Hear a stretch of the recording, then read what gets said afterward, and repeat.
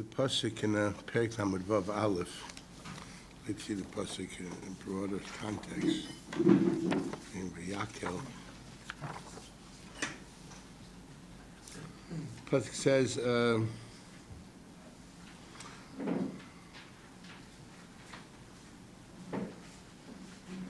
ועשה בצלאל בעלייה בכל איש חכם לב, אשר נתן השם חוכמה תבונה בהמה, לדעת לעשות את כל המלאכת עבודת הקודש, וכל אשר ציווה השם. So B'tzalel, Aliyah, and all the Chacham Lev did. And then it says, Kasher tzivah Hashem. That's a broad statement. They did everything they were commanded. So if you look at the Ramban's a very interesting Ramban. It's a bit of a long Ramban, but it's a very important Ramban. V'yasu kol Chacham Lev, Moshe Melacha et HaMishkan, and then it starts, Esir, Riot, etc. הנה החזיר בתורה מלאכת המשכן 5 פעמים. Now if you're aware of it, there are 5 times that מלאכת המשכן are mentioned in the tzivuyim and in the tzivuyim and in the tzivut HaMoshe, afterwards the bitzua of the Jews, etc. Basically the whole story is said 5 times and quite long. כי הזכיר את כולה בצוואה בפרט ובכלל. When he commanded, so first of all there's the prat and then klal. Prat means if you look carefully in Chaf Hei Yud, you look in Parshas Truma. There's an elaboration of Chaf Hei, is the Parshas Truma, elaboration of everything, every kli, a saron, there's this, and describe how to make it. They call it pirtei pratim. That's found in Parshas Truma. That's bichlal, b'frat. And then you go after bichlal. What's bichlal? So he tells you, look up Chaf Ches Mem Gimel. What's in Chaf Ches Mem Gimel? In Chaf Ches Mem Gimel, you have. At the end, the pasuk says, where is this carefully? Just 1 minute. Oh, here it says Mefurish. Amar vasita kach v'kach vasita kach. That's both found in Truma, going all the way to the end of there. And then Acharkein in Lamed Aleph Zayin, it says Hiskir kulam b'derech klal. What does it say? V'asu et kol asher tzivati, v'asu et kol asher tzivaticha, et olam et aron leidut. Ad kechol asher tzivaticha ya'asu. In other words, in the tzava'ah, first you have the pirtei pratim, Parshat Truma. Afterwards, in Perek Lamed Aleph, which is already more Parshas Kitzaver, Kisisa, rather, there we have, in a very close dika'ifin, he says what? They should do everything I told you, the Oren, not describing it again, but the broad sachakol. Why is it that in the commandment, we have to command also pratim and klolim? שציווה השם למשה שיגיד אל בצלאל ועלייה ולכל חכמים והמלאכה בכללה. They have to see not just the pratim, they have to see the melacha בכללה. ואחר כך יקבעו אליה לעשותה. Only afterwards can they go and do the melacha. In other words, it's not enough to know the pratim, the oren, the kisei, whatever it only be. They have to have the broad picture of everything, and everything is there. What for? So he says in interesting language, כי לא יוכשרו למלאכת הקודש. It won't be appropriate. They won't know what to do. Ad shishmu kol amlacha, till they see the broad picture. V'yavinu oto, and you have to comprehend it in context of the broad picture. V'yikablu ot lehem sheyedu la'ashliman. They have to accept upon themselves they actually know how to deliver. Now, what does that mean? I mean, in other words, unless the Jews know how to do everything, technically, if you don't know how to do the carpentry work, don't start with the with the kapeiros. What does he mean here? A. B. You already said, the pratim. So you said it already. Why now say it now in a tzur of a klal? The implication seems to be something that man has to have the chacham in order to do this, has to have the context. It's almost like an interior designer. I have to have the broad picture and the broad plan to understand, so to speak, what type of chair you want and what type of house you want. The problem is that's very sweet if the interior designer has freedom to design whatever he wants, understanding your concept. But if you have exact the definition, you have to make this type of chair, this type of table. There's nothing. You're not there. So why do you have to have the concept? Why do you have to have the broad perspective of the whole thing? And that's the question you have to ask yourself, okay? See over here, b'tzava'ah, we have to have both the prat and the klal. We call literally, a shulchan, how to make a shulchan. Well, they told you the dimensions. They told you exactly what it looks like. What then is added with you knowing also, like, what's its place in context of the mizbeach, Torahs, etc. Even the placement of where it's supposed to be is halacha Moshe Sinai. But Tzalel didn't have what to say. The Chamlev didn't have what to say. He goes further and he writes, so this has to be explained. What do you think they're adding by their comprehending the context? Let's go further. Also, when they actually executed this, so when it came to the tzivuyim, first the tzivui l'Moshe was b'derech prat, and then also when he repeated the tzivuyim, also mentioned as a mishkan's kelim, etc., he told them in a tzura of klal. Then also in the pshat maaseh, izkiru tatchil derech klal anizkar, v'yamar yavo v'yasud kol asher tziva Hashem tamishkan to'alo. V'yechaser kan prat echad, they actually think there's something which is missing.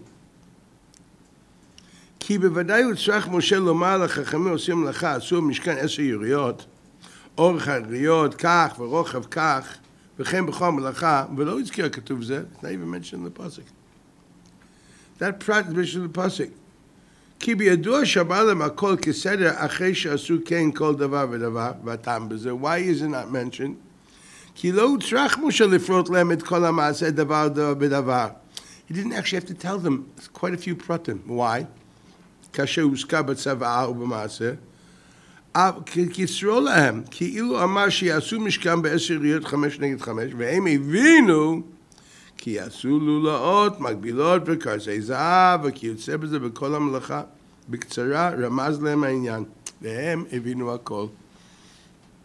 Obviously, this could only work if they so that here we see, yes, he actually didn't tell them all the pratim, but when they understood the klalim, they understood what it's supposed to look like. Let's understand what we're talking about. This is not like designing some villa in Caesarea. This is talking about every kli is mechuven to whatever it is in the kavanas of the Kosh Baruch Hu wants in his migdash. Pasuk by Hamikdash by Rishon, it says the pasuk in Shmuel, Hako b'ksav alai Hashem iskiu. Everything was a nevuah to Shmuel and to David. Nothing changed. You're not allowed to move anything. You can't even add to anything, etc. Whatever was done al pi hadibur. So if that's the case, what does it mean? It means they understood from the klal what pratim are needed. So we have a very interesting idea here. There are things that Kosh Baruch Hu spelled out and the things that Kosh Baruch Hu expected them to understand. Nicht schlecht. Weiter, Dr. Ramban. ואחר כן, בפסוקים ל"ו, ח', etc., החזיר המלאכה כולה בדרך הפרט הראשון. At the end, afterwards it says, the different pratim, what they did. ויעש כל חכם לב עושה מלאכת המשכן, ויעשו יריות עזים, ויעשו את הקרשים. So once again, as we said before, in the tzavah, in the commandment, it started prat, moved to klal. In the bitzua, in the execution of things, it started with klal and moved to prat. That's how it's described. He now comes and says, it would have been enough just to say, after we had everything written explicitly in Parshas Truma, you could have said, after Parshas Tzavar, and he told the Jews, do whatever God told him. You didn't have to spell it out again, okay, even b'derech klal. You didn't do that. And then afterwards, and by the Asiyah, it could say, V'yasub b'nei Yisrael k'chasher tziva Hashem Moshe ken asu. V'yam Moshe et kol melacha v'nei asu kasher tziva Hashem ken asu. And enough. You wouldn't have to describe what they did, whether it's klal or prat. You understand that? So the Bechal, there's two things. First of all, it's true of klal and prat, saying, well, you didn't need it all. He says, V'yivarech otam Moshe, aval ratzah lomar ki Moshe yizkir el kol adam b'nei Yisrael v'chachamim sham kol hamelacha b'chlal. Now why? Why did he have to tell the Oseh Melacha? And why did he have to tell the Yisrael? So he starts with Yisrael. He said, well, if you understand the total picture of what we need, we're expecting you to donate. We can't just tell you a shulchan or an aura and not tell you the big picture because you have to understand how much we need. So he says very simply, that's simple. Then the Ramban continues, this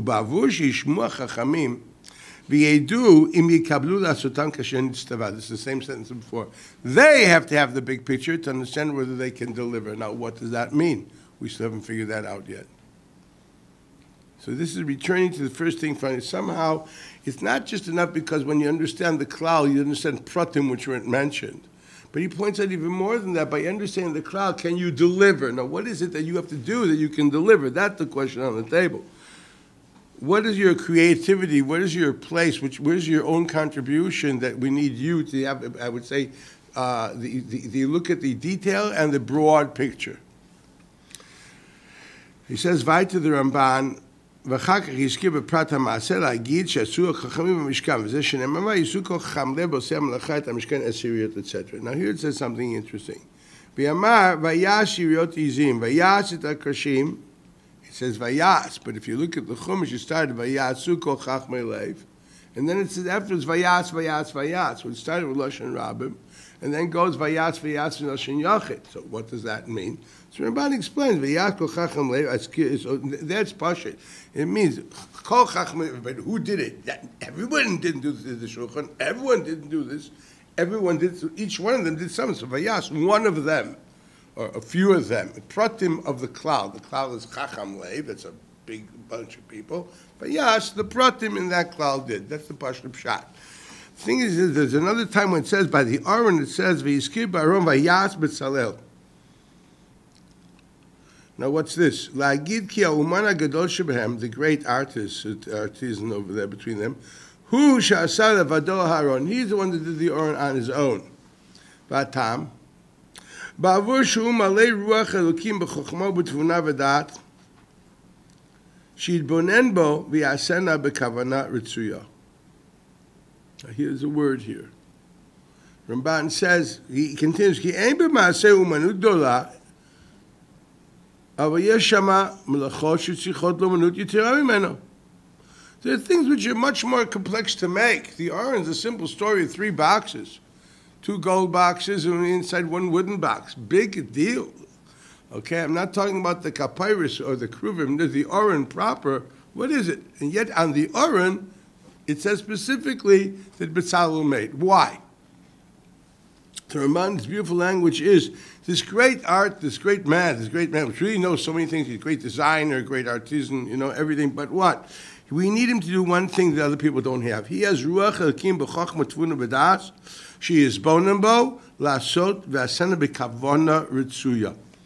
So here we have another point already coming in here. It wasn't enough to make the mikdash. It had to be done with certain kavanot. That's what it says over here. And if the kavanot wouldn't have been there, that wouldn't have functioned. In other words, there's a concept of lishmo over here. There's an idea of why you're doing it and whatever thoughts you're supposed to have. So here we have already the place of your subjective contribution to the asiyah. Yes, God can tell you the pratim, but you have to put in whatever kavanot you think are appropriate. You have to know the kavanot. Now, let's understand carefully. So he continues and says, that's an interesting parsha. It starts vayas b'tzel sa'aron, and then it says afterwards, he also, vayas is ha'shulchan, vayas is this, vayas is that. Now who's that vayas? If that vayas means Betzalel did all that? If you read the Chumash, it would come out, if that would be true, it means that the Chachmei Lev only made the oil mayed and the arios, the krushim and the arios. The chotzer, the masach, all the kalim, it says, if it follows vayas Betzalel did it all on his own, that's almost impossible to believe. So what does it mean, under Betzalel's supervision? Does that mean to say that the oil may, the arios, etc., were not under Betzalel's supervision? You have a major problem. The pasuk says, vayasu kol chachmei lev, arios and the krushim, and basically the whole Mishkan. Afterwards it says vayas Betzalel is Aaron. Then it says afterwards it says vayas is a shulchan, vayas is a kir, vayas the mizbeach, vayas the other mizbeach, vayas the masach, vayas is a chotzer, the kloim, all that him. Now it doesn't mean physically that he did it all on his own. That's very not logical. Okay, so what do you mean? His supervision, under his guidance. And does that mean to say before it says vayas Betzalel, it wasn't under his guidance? Is it possible to say that the Urias and the Oil Mayit did not need his guidance, but the Kalei HaChotzer did need his guidance? That the Krushim around the Chotzer needed his guidance, and the Krushim and the Guf of the Mishkan didn't need his guidance? Does that make sense? What's the Akdorah? So the Ramban's bothered by that. And the Ramban says, Chazar v'amar stam v'yas l'shulchan v'yas ha'menorah v'aldas Rabbi Avram, the Ibn Ezra says, Yirmoz al Betzalel she'asa kol klei HaKodesh. Eino chanami. That the Chachmei Lev only did the Uriah, only did the Oil Mayit, he did all the interior designing. So he says, En ken dati, I cannot agree with this. Shigam b'chatzei ha'mishkan amar ken, also says v'yas. And do you think that he did that too? Melik, you think he's very good into, he knows how to do silver, gold work. But to make kloim and crush him with the chotzer, that's, first of all, it's heavy duty work. Second of all, mechi tesi, what's the difference between that and the kloim and the crush him with the olamayit? So he says he doesn't think that's the pshat. He disagrees with Ibn Ezra. What does he say? Avahu chozer l'rmoz el kol chacham lev kasher amar b'mishkan. In other words, he understands the vayas goes back. So the psukim are as follows. It's vayas kol chachmei lev, and then the Yirios, and then starts saying different pratim of the Oil Mayit. Vayas, vayas, vayas means members of the Chachmei Lev. When it continues afterwards by all the Kelim says vayas, it also means members of the Chachmei Lev. There's an aberration of one pasuk in the middle. Vayas betzalo es Aaron. In other words, everything was members of the Chachmei Lev except for one thing only, just the Aaron. That's an aberration. That's in the middle. When we start talking about the Kalim, the most important kli is the Aaron. That one we have to say specifically is him. That's how he understands it. Chozer l'rmoz kol chacham lev kasher amar b'mishkan. V'achar sheishlim klal u'prat b'maaseh, hiskira Avah Moshe once again b'derech klal v'yamar v'yaviu et hamishkan el Moshe et ha'oel v'et kol kilav. Period. A general statement. La'agid chochmatam. They did not like, oh, I finished this mizbeach, take my mizbeach. I finished this kiyur, take my kiyur. No. They bought it in context. They bought it the whole story. That's what they bought. Okay? In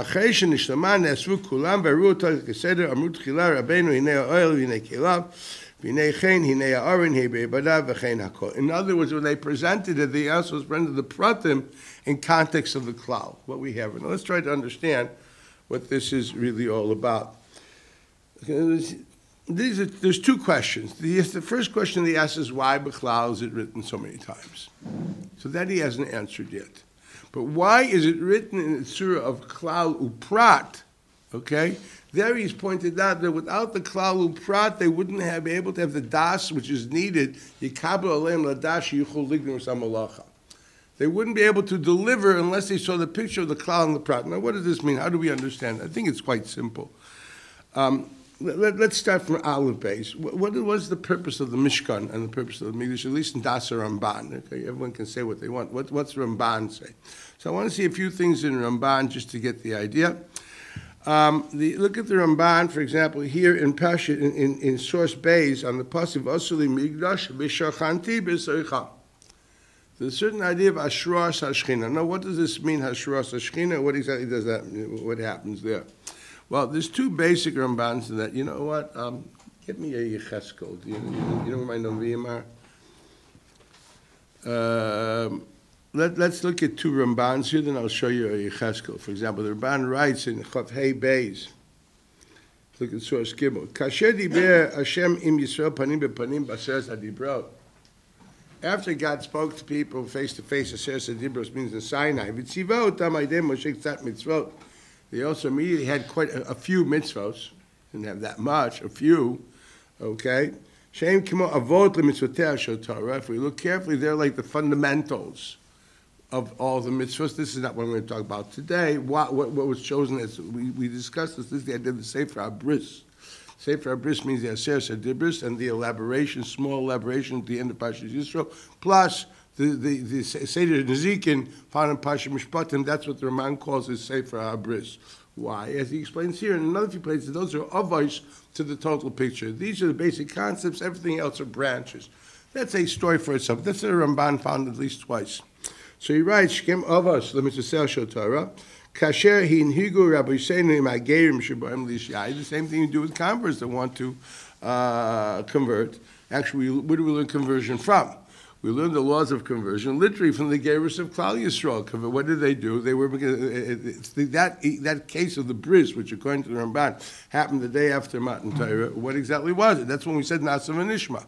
That's when he read them the Sefer Bris, and they said Nasav Nishma equals we will accept everything this bris contains. That's the mocker for Kabbalah's mitzvahs, by the way. What does a bris mean? Bris means we're going to a covenantal relationship. Well, a covenantal relationship, what is it? You do these mitzvahs, and I am your Lord. Isn't that what the pasuk says all over the place? Okay, that's the bris. In other words, a ger which doesn't come with the intention. Kabbalah's mitzvahs is not a part of a ceremony. That's the inherent concept of gerus. Gerus means entering a covenantal relationship. It doesn't mean belonging to the Am Yisrael. That's it's a fallacy. The source of it is from the Knesset Bris of Har Sinai. That's where we learned the din we learned the din of Tefillah, we learned of Karbanis, we learned the din of Milah. All that we learned from there, whatever happened in the Seder. Rambam brings it down. We all learned from that story that happened at the end of Parshat Mishpatim. Okay, I want you to understand. So the das of Gerus, which is what Kabbalah mitzvah is. It's not like a prat. I want to be Jew. I want to be a ger. Do I also become no. If you don't want to go into a covenantal relation with God, which the covenantal relation with God is very defined. You do this, I do that. That's what this covenant is. Well, in other words, Kabbalah's whole mitzvahs is inherently k'nisa lebris. If you don't want to be nichlas, you want to be a Jew, you don't want to be nichlas lebris, that's not conversion. I hate to say it. This is something which has been misrepresented all over the world by different people, and I want to go into it. But that's pashtus and garnished. It's literally nothing. Okay, and I would use a personal debt for to light a cigarette and to do my cooking on Shabbos with no questions asked. Doesn't mean he has to know everything. He has to know enough and know that there's a covenant relationship which he's mechuyev to. He may not observe everything. But he knows it obliges him. I can understand that. He doesn't have to know everything. But he definitely has to know this obliges him. Okay? I didn't say that he has to, he says, I plan to see this as obliging. You can't oblige me, but I will never fulfill. That's playing games with yourself. If you really think this is obligatory, and you really think this binds you, obviously every Jew makes mistakes, and you says you're going to keep everything. But the Gemara says, for example, if a person, if even he doesn't know, but if we know that if he would find out that it's a choiba, he would do it, it's also enough.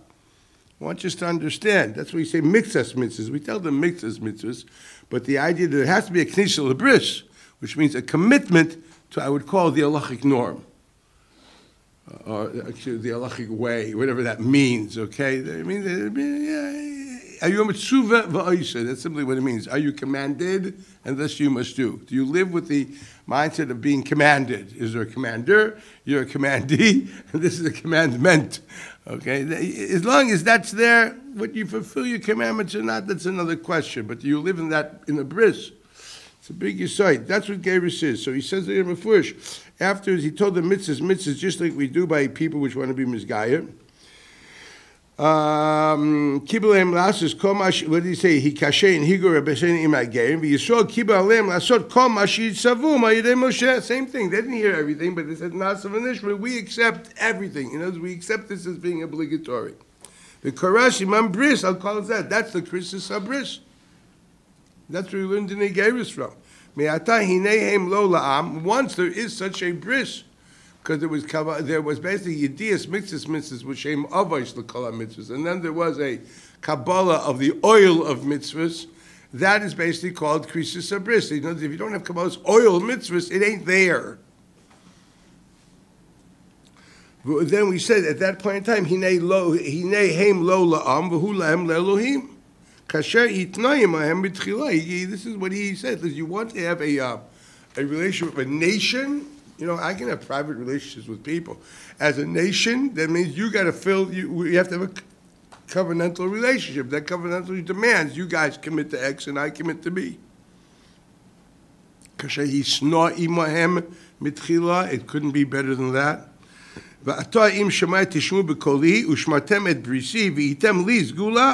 ואמר, ואתם תהיו לי ממלכת כהנים וגוי קדוש, הנה הם קדושים ראויים שיהיה להם מקדש להשרות שכינתו ביניהם. Once there's a covenantal relationship, therefore you are now set different, set aside for him.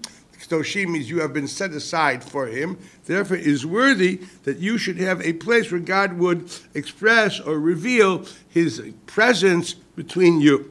That's after he did the mitzvahs, immediately he told them about the Mishkan, because that's the next stage. Okay, this is basically telling us, now that you're Bnei Brisi, I have to be among you. So he said, a house there, a place there, which is set aside for him. What for? So he says, there will be a dialogue with Moshe, and he will continuously command. There's got to be a dialogue. God talks to man vis-a-vis prophecy. And that is what this bris is. The bris is basically a dialectic relationship between two bodies, okay? And the realization of that bris, the fact, okay, let's have a meeting place. Okay, and the meeting place is where God talks to man through vis-a-vis prophecy. That is the ultimate goal of this Mikdash, according to the Ramban. Okay? That is the place of Shekhinah. Shehu Aaron. The Aaron is the Makom Yisharat HaShekhinah. I will convene with you. Sham, there, where? Ben HaKapiris.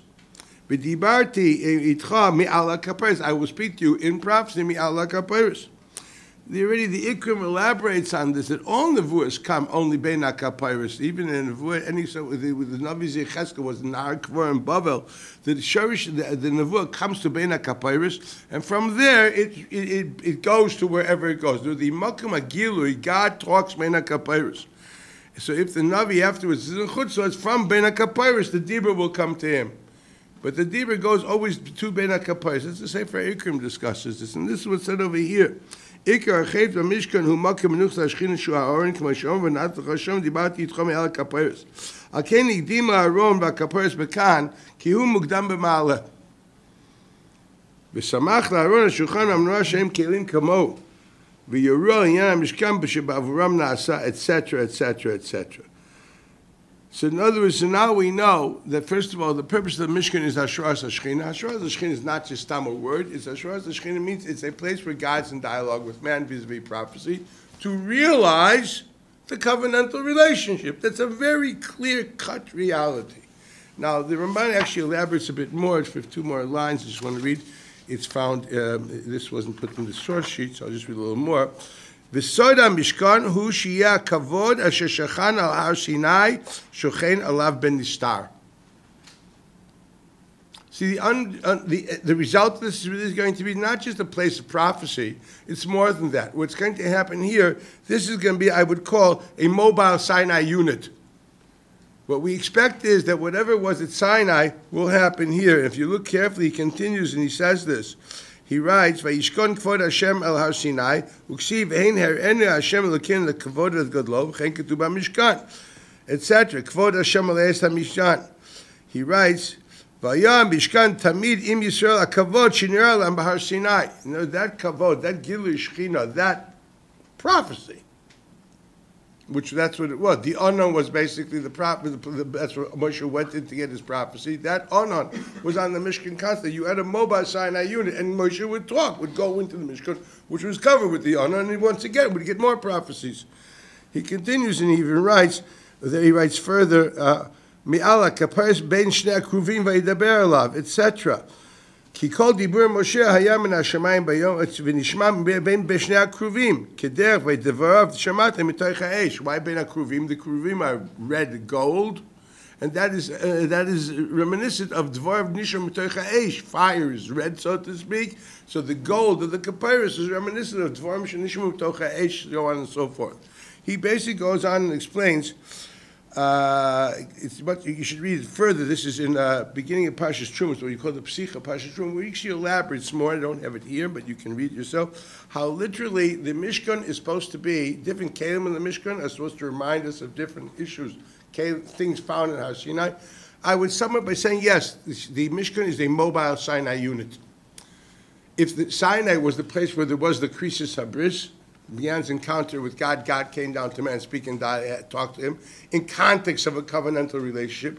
He started in the beginning without it, but then he said, okay, guys, I'm doing this, taking for granted, you're going to be Koros Bris. Well, this depends. According to Ramban, the bris happened the day after Matan Torah. See, according to Rashi, the bris happened the day before Matan Torah. That's easy. But here, according to Ramban, the bris actually happened the day after Matan Torah. If Matan Torah is, let's say, Vav Sivan for this, it's a machlekes Bavi Yerushalmi, but Bavi and Pirkei Rebbe. According to Pirkei Rebbe, it was Vav Sivan. Okay, so that means to say that the crisis of bris was on Zion Sivan. It was on Zion. So according to Pirkei Rebbe, it was on Friday, Vav Sivan.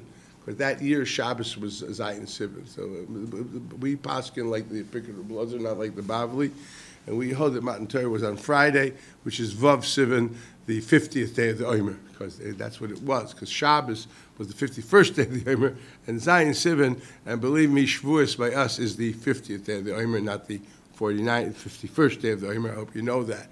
So, and since we all know that Mitzvah Omer is preparation for Sinai, they didn't have like an extra, by the way, hold up a day and relax. The Pashib Shat is because the Pirkei Rebbe and also brought on different Gersos and Yalkut. Simply say Torah wasn't given like the Bavli on Shabbos, was given on Friday, so that was 50th day of Sivan. That answers all the questions. We don't have to have all these funny pilpulim. They're very simple. That's the makar of this and honest truth. So when they tell you Torah was given on Shabbos, go say, right. Well then, yeah, but then Sfir Saimer has nothing to do with Matan Torah. So you can't tell me on one hand Sfir Saimer is Al-Chana for Matan Torah and tell me it was given a day, 2 days after you finished it. It don't add up, okay? So you have to understand, if you say Sfir Saimer is Al-Chana Matan Torah, you must come to the conclusion that Torah was given on Friday. A very important thing to remember. Excuse me, not to remember, to know. So that's an important point, okay? I can elaborate at length, but not at the moment. I once actually said a shir kloli on that on Shavuos night in Yeshiva a few years ago. So at the end of the day, that's what it is. So now we know what it is. It's basically a place of realizing our covenantal relationship by having Sinai and its covenant continue. That's what this is. That's the idea. That's what we call Hashras Hashchina. Do you understand that? Now, for this to happen, for God to be in dialogue with man and have a presence, so to speak, now for whatever it is, the different kalim are there to realize that reality, just as the Aron, etc., and many other things. For example, I'm going to show you another Ramban. Flip the page to source Dalet, and just go down to the last, let's say, 1, 2, 3, 4, 5, 6, 7 lines in that source Dalet. That's the Hakdamat, the Ramban to Shmais. 8 lines. Hinei galut eno nishlam. Exile is not finished. Ad yom shuvam mekumam, till they go back to their place. Ve'el malat avotam yeshuvu. It's not enough to be someplace geographically. You have to go back to the malat ha'avot. When we go back to our original state, so to speak, we dropped with Egypt. We dropped spiritually. We were totally in Memtes Shari Tumah. We were over the Avodah Zarah. We described this multiple times. Read Rama Huchas Avodah Zarah, Perek Aleph. We were literally pagans, and except for Shevet Levi, we were all immersed in Avodah Zarah. Yecheskel describes in Perek Chaf. We were so immersed that when he sent Aaron, long before Moshe, he says, I'll take you out of Egypt, but you got to walk away from Avodah Zarah and keep Shabbos. They told God, drop dead. They said, no, we're not interested. We'll stay in Egypt. We don't care. Let us be slaves. So take a walk. We don't want to walk away from Avodah Zarah. We don't want to keep Shabbos. Very simple. If you read Yecheskel and Perek, it's there, okay? So clearly that's what happened there. So when this goal is over, not enough to just walk out of Egypt. You have to go back to that stage of being a person living with a monotheistic worldview. So it says, "Agalut eno nishlam ad yom shuvam el mikomam ve'el malat avotam yeshuvu. Ukshiyatzu mitzrayim, af al pi sheyatzu mibet avadim adayin yichashvu golim." Well, first of all, kiyu ba'aretz lo lahem. They were not in their own natural habitat. They weren't living in Israel. They were still in the desert. Nuvuchim b'midbar. Ukshibau el har Sinai v'asu mishkan. Interesting. Yet they were still in the desert, right? V'shava kadosh baruch hu v'yishra shchinato b'neihem. In other words, the covenantal relationship happened, and God resides among them. Sinai continues, as we said in that context. Az shavu emalot avotam. That's when they returned to the station, what they were when Avram, Yitzchak, Yaakov were still alive. Okay? Shayu sod elokai alei Elohem. I would say the godliness was hovering above their tents. Ve'heim heim amir kavah. What does that mean? And then the Jews became a chariot of God. When we say there's Ashras Ashchina Amach Yisrael, what does it mean? The Jews became a chariot of God. Heim heim amir kavah va'az nechshavu geulim. Interesting, even if they were still in the desert. He says basically you have to go back to your place, you have to go to Malot Avotam. And before Matan Torah, when they were still in the desert, sorry, they were still called Golim. After Matan Torah, with Ashras Ashchina v'heim heim amir kavah, then it doesn't matter where you are. Look what he says. V'heim heim v'az nechshavu geulim. V'chen yishlam ha'sefer hazeh b'ashlimo inyan ha'mishkan b'yod k'vod Hashem malei oto tamid, because that's called Sefer HaGeulah. A very interesting point of the Ramban. Okay, there's no question that Eretz Yisrael is a major, dominant issue. B'mishnat Ramban. Anybody who knows Ramban knows. A voice of the one that talks the most about Kedushas Eretz Yisrael, the centrality of Eretz Yisrael, and so on and so forth. Afal Pikein, when he talks about Golus and Geula, he actually a very strong statement here. That once they became the Mir Kavah, they're already called Geulim. Obviously, there's another stage of Eretz Yisrael which may be more, but they're no more in Galut. Which is an interesting concept of the Ramban. Galut she'em nigmar. This is the unbelievable Lashon Ramban. Again, Asut HaMishkan v'shav HaKadosh Baruch Hu v'yishrash Chentom b'niyam az shavu amalat avotam sheyeh sod al-gai alehem v'heim heim ha-merkava az nechshavu geulim. That's when Yetzias Mitzrayim ended. Okay, so literally, as the pasuk says, "Tavdun Elokim al har hazeh," that's what it means. And you took that har with you constantly. You're always living with that har wherever you go. That's the end of Yetzias Mitzrayim. Afterwards, is that the four kaisel gul. Then the final ve'vesio. Yisrael is a ma'ila g'dayla beyond that. But you're already not called a goleh. It's a very interesting concept. You have your own space. Now, what does that mean? It clearly was in the So there's a very important pasuk in Yechezkel which will describe that.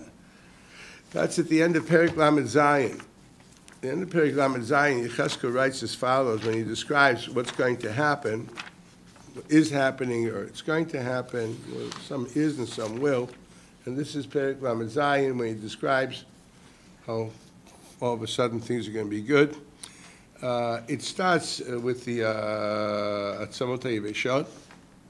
You must know that, dry bones. It's a cartoon in the Jerusalem Post, Yechezkel and the dry bones. So then we have him telling a prophecy that take two sticks, one of Eitz Yosef and one is Eitz Yehuda, basically the unification of the two kingdoms of the Jews, Israel and Judea. We call it Israel means Samaria, okay, Shomron, that idea, the Machei Israel and Machei and Yudah and Binyamin, make them into one. This is to say that finally the two kingdoms will come together under David. So he writes and describes over there how he's going to asiti otam legoy echad ba'aretz ba'arei Yisrael melech echad yeh lekulam lemelech lo yod l'shnei goyim lo yichatzu l'shnei mamlechot. Then he says, once this happens, v'lo yitam'u od b'gilulehem v'shikutzehem, a theme which goes constantly in Yechezkel. They won't be Ovid Avodah Zarah. He's big on that. I will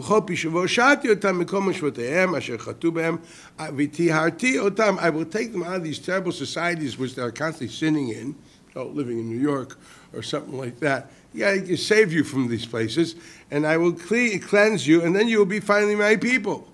I will be your Lord. Okay, in the meantime, your Lord is I don't know what, in God we trust, printed on green paper with presidential faces. So I got to take you out of the sin city, and finally bring me to this land of Israel, and I'll be your Lord. You're saying, God we trust, without the presidential faces. David, melech alehem, v'roeh echad yeh lekulam, u'mishpatai elecha, u'chukatai yishmu v'asu otam. It'll be beautiful. V'yashvu et al ha'aretz asher natati l'avdi liYaakov asher yeshvu avotechem, v'yashvu aleh hema u'bneihem bnei bneihem ad olam, v'David avdi nasi alehem. Then he said, v'karati brit shalom, brit olam, etc., etc. And he said, v'natati et mikdashi b'tocham le'olam. That's what I need here. V'haya Mishkani Aleihem. This is exactly what he said over here. Vaya Mishkani Aleihem. This is the idea of Sod Elokai Aleihem. My Mishkan, what does he say? Vaya Mishkani Aleihem. My presence will be on them, equals hovering on them per se. Vayiti Lehem Le'Elohim Vehem Yuli La'am. And then it says, "V'yadu hagoyim ki ani Hashem mekadesh et Yisrael biyot mikdashi bitocham le'olam."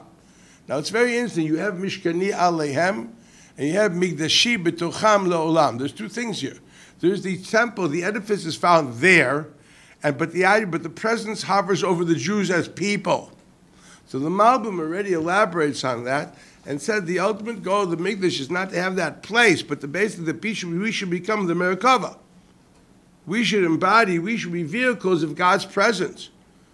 Literally, your mind is going to be your Kodesh HaKadoshim and your Aron, I don't know what, and your table manners will be your Shulchan, everything, every part of every organ in your body. You know, literally that famous song from the Sefer Haredi, Bilvavi Mishkan Evner, or something like that. We have to become living mobile Sinai units. Nefesh Chaim describes this at length, where he describes that the heart is like the Kodesh HaKadoshim. He says the person which has the machshava ra in his heart, he's much more terrible than Titus, which took a prostitute and had a sexual relationship with her in the Kodesh HaKadoshim on the Parechas. Because he did it just in a building. You're taking the Kodesh HaKadoshim Shalamala, which is your mind, and saying machshavas tmeis there. It's much worse, he writes, than Titus Shabal Zoynat in the Kodesh HaKadoshim. Pretty heavy Nefesh Chaim. We're thinking about when you try to learn how to keep your eyes in your sockets and your hands in your pockets. Okay? Very simple. Why? Because that's the tachlis. The tachlis is that we should be the Merkava. Not this should be. This is the kli through which we become the Merkava. The Ashras HaShechina it's just like prophecy goes afterwards to all directions.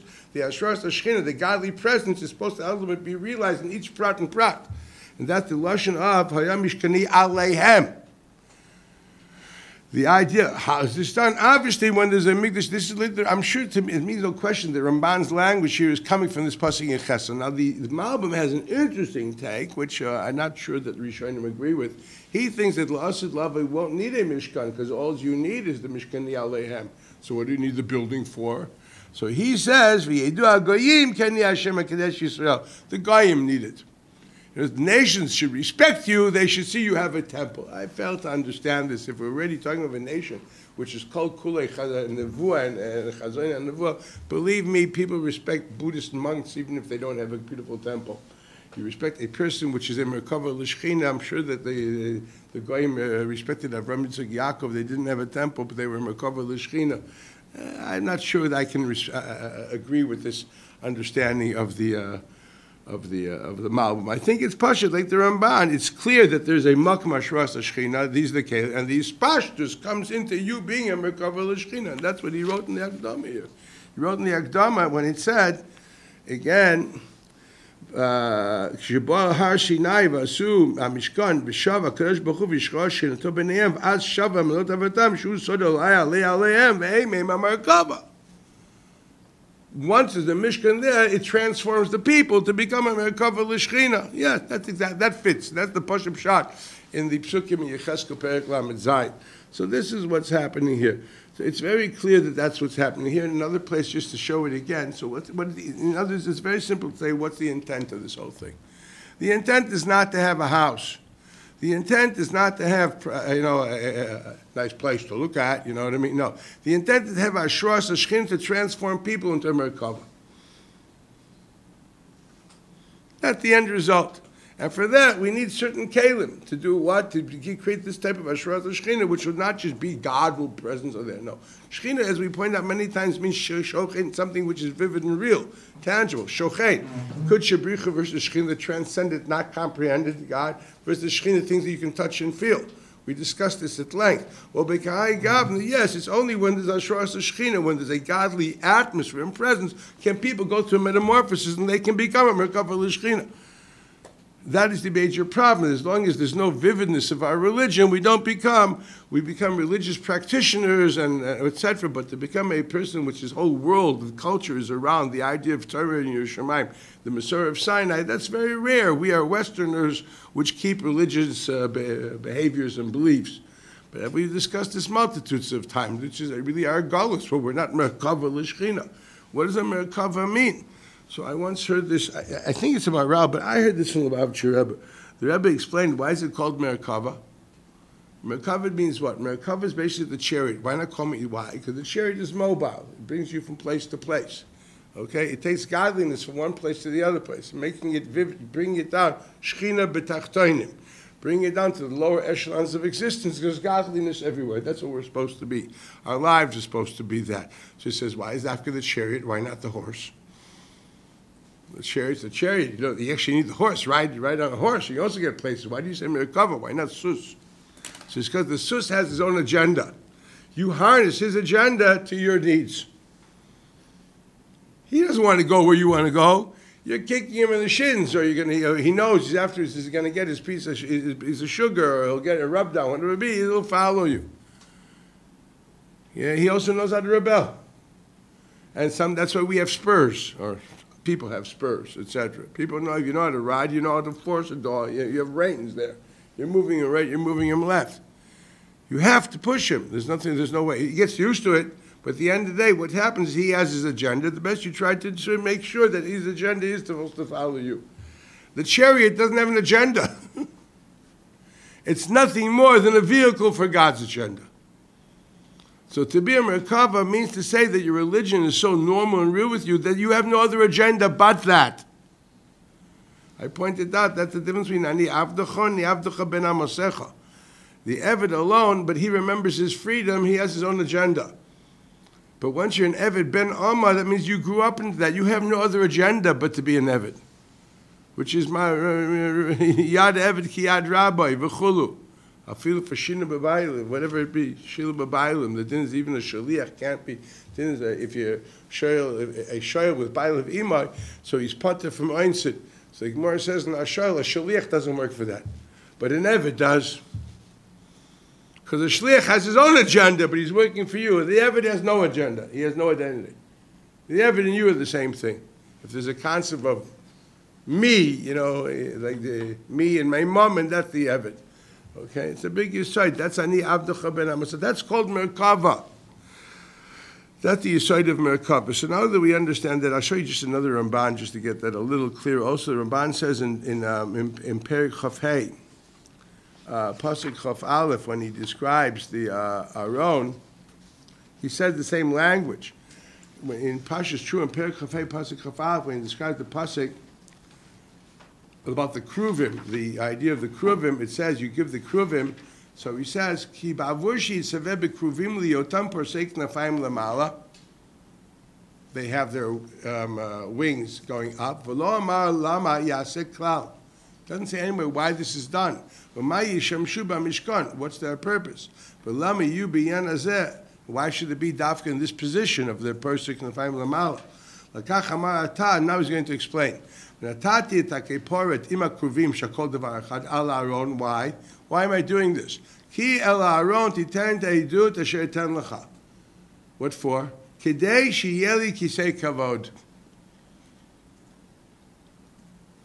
Kisei kavod means what? What's the idea of kisei kavod? When we talk about kisei kavod of HaKadosh Baruch Hu, what does that mean? Well, it doesn't. There's no chair there, believe me. Okay, God doesn't have feet and doesn't have to rest his back. Okay. The kisei kavod is a mashal to what's called Spheres HaMalchus. The idea of God as king equals the infinite God, which is also a creator, and finally the realizer. He didn't think about it, didn't just say it, didn't just create it. He realized his reality. He's the king. He leads a given world, okay? So Kisei Kavod is what we call the Midah of Malchus of HaKadosh Baruch Hu, the God who is realized in creation, in our lives and everything. That's called Midah HaMalchus. Sheyelu Kisei Kavod, this is where I realize myself. He says, why? Ki ani iva'ed lecha shama. What's the realization of the Malchus? Ein melech b'lo am. If I have my covenantal relationship and we're in dialogue, I'm realizing my agenda. So he says, Ki ani eva'ed lecha shama, va'ashkin shchinati alehem. Why? By talking to you, again, as I mentioned before, v'dibarti itcha mi'ala kapor ben shnei hakruvim, ba'avur shuhu al aron ha'edut, v'hinei hu kamerkava asher ra'a Yechezkel. Just like the merkava, the tool, the vehicle through which God moves from place to place or realize himself, the vehicle in the Migdash, which is the place where with the spirit Midas Amalchus of realization of God in the world comes into reality, that is that Aron. That's why it's called Kisei HaKavod, okay? So he says that's Parsei Knafayim. Why is that? Lohorot Shehem Amir Kavah. They're showing up the wings like this, so to speak, that God rests there. It's a metaphor, okay? Just like the Kruvim in Yechezkel were the Merkava, Nosei Merkava. As the Pasuk says, the Tavnit Merkava, Pasuk Divrei Yamim, the Tavnit Merkava, Kruvim Za'av, the Porsim, V'sochim al Aron Brit Hashem. So it's mefurish that the Kruvim are there, so to speak, as a metaphor. It's a mashal, obviously, for something in the Nevuah, to express the idea that this is where God can realize himself. That it's like, metaphorically, like a chair, okay? And that's why it's called. So this is the whole idea of the Mishkan. The Mishkan is to create that reality. Now, obviously, to create that type of reality, now we can understand, we've discussed multiple times of how God interacts with man to the extent that man is aware of him. We discussed this at length, okay? Whether we talked about Ashgacha Pratis and Ramban, where we learned about Hakara and Tefillah. The idea that awareness is the key of God is in dialogue with man because man understands him. Ramban, they both say that what is the place where God will meet you, not in your emotions, but in your mind. Because you're the one bria which can actually comprehend transcendent ideas. Then that's why God can be in dialogue with you. And to the extent he's in dialogue with you, that's why there's a covenant, that's why there's Gacha Pratis, that's why there's mitzvahs, that's why there's all that. And that's what's there. So one has to understand, according to that, if this whole place is made for Ashras Ashchina, it means one thing. The people who have to construct it, it's very clear that this can only work. The people that construct it live with an awareness, and their expressions are expressions of their Hakara. To the extent they have a Korah and Kavana, that's how they're going to create a reality that this Gashmistic object is going to become a lightning rod, or a Merkava L'Shchina. It can just be golden statues with wings, or it can be a Merkava L'Shchina. So the obvious idea is that the Kavana is an inherent part of this reality. Now this is Mefurish and Ramban in two places. I'm going to show it to you. First of all, look at source Hay. We quotes the Ramban talking about Betzalel. So I just want you to go down 1, 2, 3, 4, 5, 6, 7, 8 lines. Va'od, the line says, Lo yuchlu lasot behem umanut takavi afad. They were slaves, and wow, how did they get these fine silver smiths? Va'od, shehu chacham gadol b'chochma b'tfuna b'dat. Lavin sod ha-mishkan. So when you use the word chochma tfuna b'dat, it doesn't mean that he knows his silverworks or his woodworks. Lavin sod ha-mishkan. V'chol keilav lama tzuvu v'alma yirmozu. So it's Mefurish and Ramban. Yes, the Chachma Betzalel is not just the fact that he knows the Gashmias, but he has to also know the why and the what and the how. God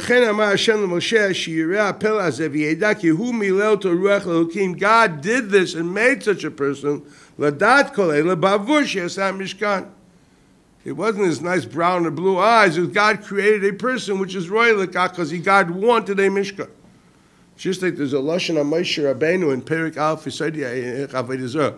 Osa Moshe Rabbeinu v'Rabban Shel HaNeviim. He made Moshe.